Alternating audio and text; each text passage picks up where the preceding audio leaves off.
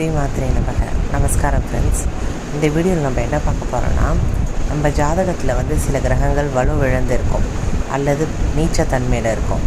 So அந்த கிரகங்களோட பலன்கள் எப்படி இருக்கும்னு பார்க்கலாம். ஸோ பொதுவாகவே பார்த்திங்கன்னா, ஒரு கிரகம் நம்ம ஜாதகத்தில் வந்து வலுவிழந்தாலோ இல்லை நீச்சமாக இருந்தாலும் பார்த்திங்கன்னா, அந்த கிரக காரகத்துவ உறவுகள் கூட நமக்கு சிக்கல்கள் ஏற்படும்.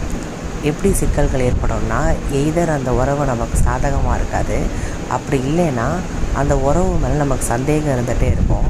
அந்த உறவு வந்து நமக்கு எப்போ வந்து என்ன பிரச்சனை கொடுக்குன்ற ப்ராப்ளம் வந்து லைஃப் லாங் இருந்துகிட்டே இருக்கும். இப்போ ஃபார் எக்ஸாம்பிள், ஒருவருக்கு வந்து சூரியன் நீச்சமாக இருக்குதுன்னு வச்சுக்கோங்களேன். சூரியன் யார்? நமக்கு தந்தை வழி உறவினர்கள். ஸோ அந்த தந்தை மகன் இல்லை தந்தை மகள் பாசம் எப்படி இருக்கும்னா, சந்தேகத்தோடையே இருக்கும். அதே மாதிரி எப்போ வந்து அப்பாவால் பிரச்சனை வரும், எப்போ நமக்கு அப்பா பிரச்சனை க்ரியேட் பண்ணுவார். அதே மாதிரி பார்த்திங்கன்னா, அவரால் நிறைய மனக்கசப்புகள், மனக்குழப்பங்கள், வெளியில் வந்து அவரால் நமக்கு வந்து நிறைய தலைகுனிவான விஷயங்கள், நம்மளை விட்டு கொடுத்து பேசுகிற விஷயங்கள் எல்லாமே அந்த நீச்ச கிரகத்தால் நம்ம லைஃப்பில் ஏற்பட்டுகிட்டே இருக்கும்.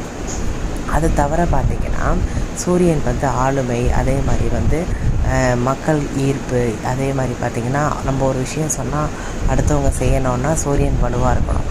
ஸோ அந்த மாதிரி விஷயங்கள் எல்லாமே உங்களுக்கு தடைப்படும், இல்லைன்னா தாமதமாயிடும். நமக்கு ஜாதகத்தில் வந்து நீச்சத்தன்மையில் இருந்ததுன்னா.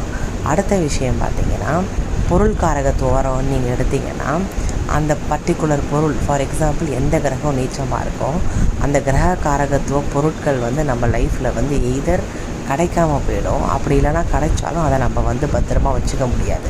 ஃபார் எக்ஸாம்பிள், இப்போ குரு நீச்சமாக இருக்குது, யாருக்காவது குரு வந்து மகரத்தில் இருக்குதுன்னு வச்சுக்கோங்களேன். அவங்களுக்கு வந்து பணம் இருக்கும், ஆனால் அவங்களுக்கு பணம் இருந்தாலும் பற்றாக்குறையாக இருக்கா மாதிரியே அவங்க மனசில் ஃபீல் பண்ணிகிட்டே இருப்பாங்க. ஏன்னா அது குரு நீச்சமாக இருக்கிறதுனால குரு வந்து பெரிய பணம் சார்ந்த விஷயங்கள், அந்த பணம் சார்ந்த விஷயங்கள் வந்து அவங்களுக்கு வந்து ஒரு மனக்கசப்பாகவே இருக்கும், இல்லைனா வந்து அந்த பொருள் காரகத்துவம் நம்மக்கிட்ட இல்லாத மாதிரியே இருக்கும். ஸோ இந்த மாதிரி வந்து நீச்ச கிரகத்தோட தன்மைகள் இல்லைனா வலுவிழந்த கிரகத்தோட தன்மைகள் நம்ம லைஃப்பில் வந்து பெருசாக அஃபெக்ட் பண்ணிகிட்டே இருக்கும்.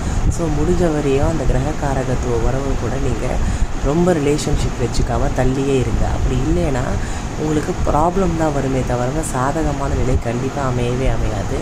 அவங்க எவ்வளோ செஞ்சாலும் நமக்கு திருப்தி அடையாது, ப்ளஸ் அவங்க நல்ல இன்டென்ஷனோட நமக்கு செய்ய மாட்டாங்க. ஸோ உங்கள் ஜாதகத்தில் எந்த கிரகம் நீச்சமாக இருக்குது, உங்களுக்கு உறவு எப்படி இருக்குன்னு கமெண்ட் பண்ணுங்கள் ஃப்ரெண்ட்ஸ்.